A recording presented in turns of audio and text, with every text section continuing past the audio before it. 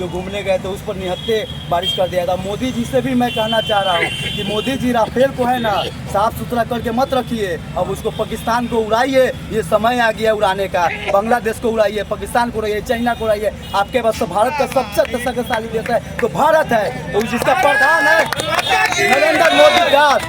नरेंद्र मोदी प्रधान है। वो कहा गया आतंकवादी के द्वारा कहा गया कि जाओ सरकार को बोल देना। इससे क्या साबित होता है? सरकार को बोल देना किस साबित होता है?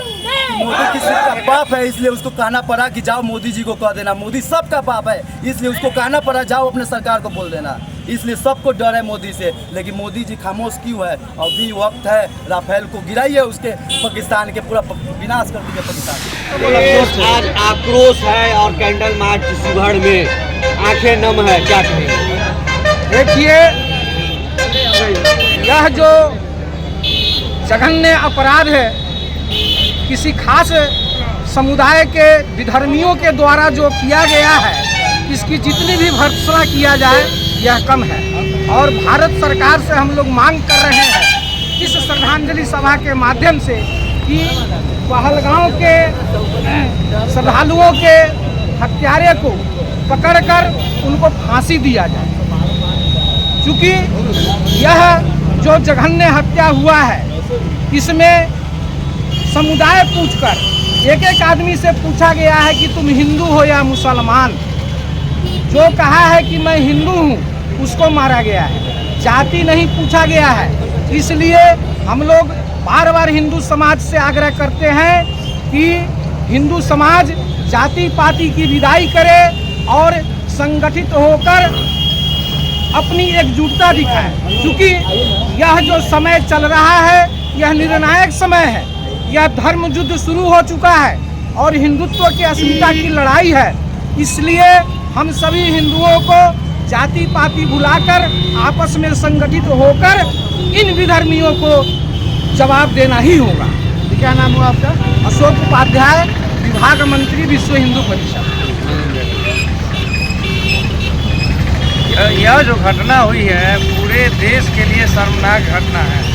हिंदुओं को पूछ अगर आप हिंदू हैं तो उनको मारा जा रहा है, मुस्लिम है तो उनको छोड़ दिया जा रहा है। इससे निंदनीय घटना तो भारत में संभव ही नहीं है। इतना गंदा सोच लोगों का हिंदुओं के प्रति है। अभी बंगाल का जो घटना है उसको देख लीजिए, और लगे ही कश्मीर में पुलवामा के बाद यह जो घटना हुआ है बहुत ही निंदनीय है, जिसकी कोई कल्पना ही नहीं किया जा सकता। मैं आग्रह करता हूँ केंद्र सरकार से कि इसका बदला, एक के बदला 50 का पाकिस्तानियों से जरूर हम लोग ले, क्योंकि यह जो धर्म के नाम पर लोग खेल जो खेल रहे हैं ना, यह बर्दाश्त हम लोगों की हिंदू संगठन और हिंदू जाति अब नहीं करने जा रही है। हम लोग एक होंगे, एक हिंदू का जयकार करेंगे और एक रहेंगे। चलिए जी, क्या कहिएगा जिस तरीके से पहलगाम में टूरिस्टों के साथ ये बर्बरता देखने को मिली है और कहा जा रहा है कि जाति पूछ के, धर्म पूछ के मारा गया। मर्माहत हूँ, हृदय रो रहा है, इसके लिए शब्द नहीं है।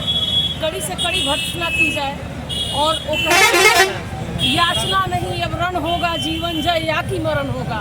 अब जैसे को तैसा होना चाहिए। अब सहन शक्ति का हद पार हो चुका है। धर्म पूछकर एक भारत जैसे देश में जो सहिष्णुता की प्रकाष्ठा पे है, वहाँ पे धर्म पूछकर गोलियों से भून दिया जाता है। वैसे विधर्मियों को जड़ समूल भारत से निकाल कर बाहर फेंक देना है।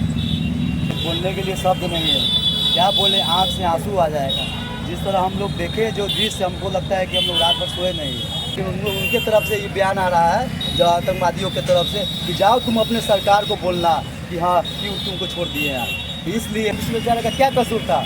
वो तो घूमने गए थे, वो कश्मीर पहलगाम में जो घूमने गए थे उस पर निहत्थे बारिश कर दिया था। मोदी जी से भी मैं कहना चाह रहा हूँ कि मोदी जी राफेल को है ना साफ सुथरा करके मत रखिए, अब उसको पाकिस्तान को उड़ाइए। ये समय आ गया उड़ाने का। बांग्लादेश को उड़ाइए, पाकिस्तान को उड़ाइए, चाइना को उड़ाइए। आपके पास तो भारत का सबसे शक्तिशाली देश है तो भारत है, तो जिसका प्रधान है नरेंद्र मोदी दास। नरेंद्र मोदी प्रधान है। वो कहा गया आतंकवादी के द्वारा कहा गया कि जाओ सरकार को बोल देना। इससे क्या साबित होता है? सरकार को बोल देना किस साबित होता है? मोदी किसी का बाप है, इसलिए उसको कहना पड़ा कि जाओ मोदी जी को कह देना। मोदी सबका बाप है, इसलिए उसको कहना पड़ा जाओ अपने सरकार को बोल देना। इसलिए सबको डर है मोदी से, लेकिन मोदी जी खामोश क्यों है? अभी वक्त है, राफेल को गिराइए, उसके पाकिस्तान के पूरा विनाश कर दीजिए पाकिस्तान। लाख मारे जाए। मैं यही विनती करना चाहता हूँ प्रधानमंत्री साहब से, और एक बात और बोलना चाहता हूँ। मैं धर्म का वो घात हूँ, मैं धर्म का वो घात हूँ, मैं परिघात लिखना चाहता हूँ।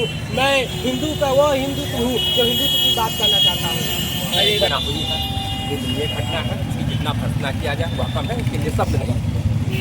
हम हिंदू सहनशील होते हैं, शांति के प्रतीक होते हैं, और हमारे शांति का लाभ उठाकर आतंकवादी हमें 1200 बरस से हमें आक्रांत करते रहा।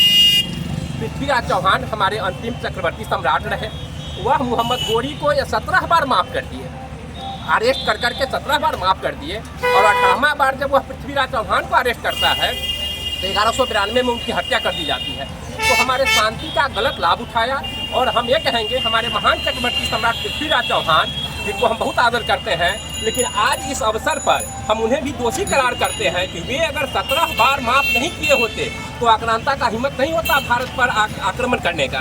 उनके इस गलती के कारण, क्योंकि वो माफ़ करते गए, हम पर आक्रमण होता गया।